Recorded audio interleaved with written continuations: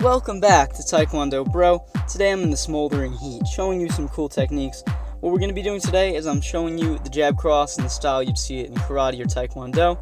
And right now, I'm showing you some mixes, some different combinations you can do with it, different ways. So you got the moving in, just the dashing jab, you got mixing with the back fist, you can throw some kicks.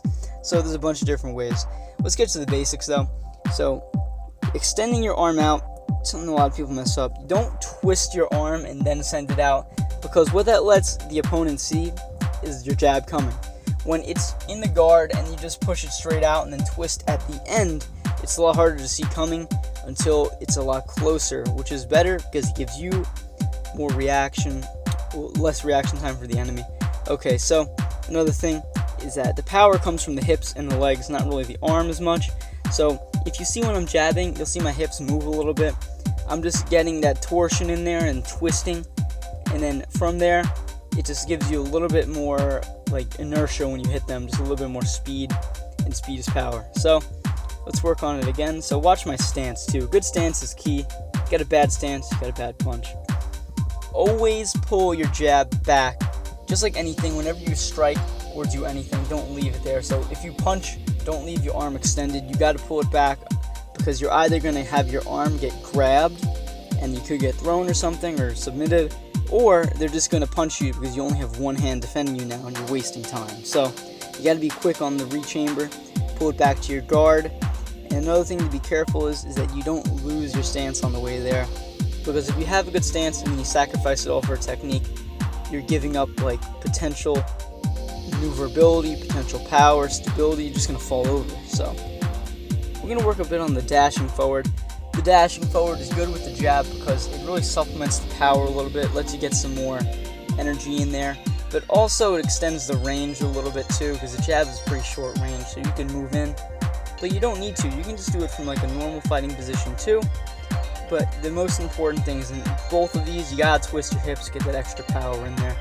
So I'm just turning the punching back around, just showing you some more stuff here.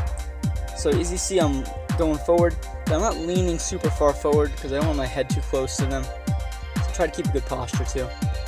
And then look at that, so mixing in a kick could be a great way to get around the guard. Or you could go for the other side too. You can do both sides. That's what's great about the jab. You can mix it into pretty much anything. You can do cross jab into a round kick. Now, why am I hitting the bag so slow? It's because it's kind of floppy and I have to wait for it to come back before I can hit it again. If you have a heavier bag, you can like throw a lot quicker, obviously. And if you watch coming up, I have a really cool one. I don't do too much.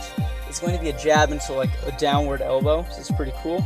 It's coming up after this one. So, there's a lot of different mixes you can do. So you got 1, 2, just like that.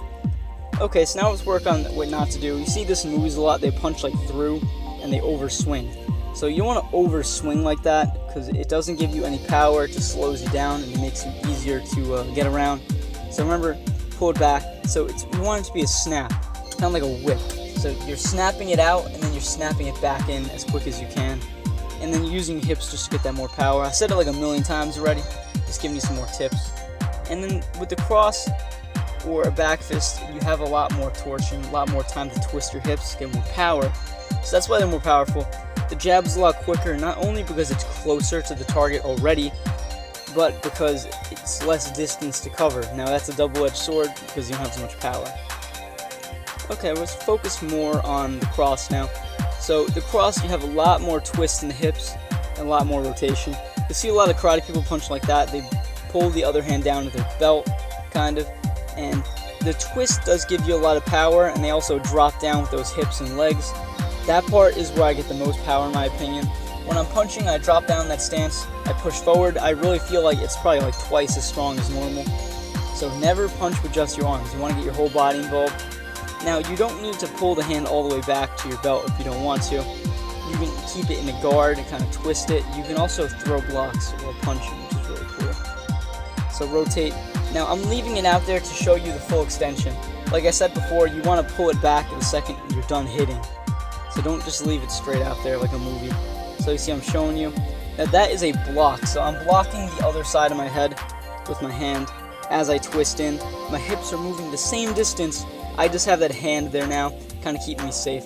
so I'm protected. There's a couple other blocks you can do. You can block up, you can block down, you can block across. Depends on what direction the punch is coming from. You should practice all of them. But they're all about the same strength because nothing from the biomechanics changes except the hand. Your hips are moving the same, your legs are moving the same. It's the same like motion. You're just changing the hand out a little bit. So I'm going for that high block. That goes good if you have something coming towards your head. You drop down, you block it. The down block is better for kicks, so you can push the kick out of the way if it's a front kick, and then you can punch him in the chest. Great way if you want to move forward, stay close to your opponent. So anyway, I hope you enjoyed this little video covering different ways you can jab cross, a couple blocks you can throw while punching. And of course, there's like a million different ways to do it, so you could practice for a long time and not reach all the different combinations. But I hope you really enjoyed, because it was super hot and, it was a scorcher out there, so I really did suffer for this video. Anyways, thank you guys. Get out there, train, and have a good day.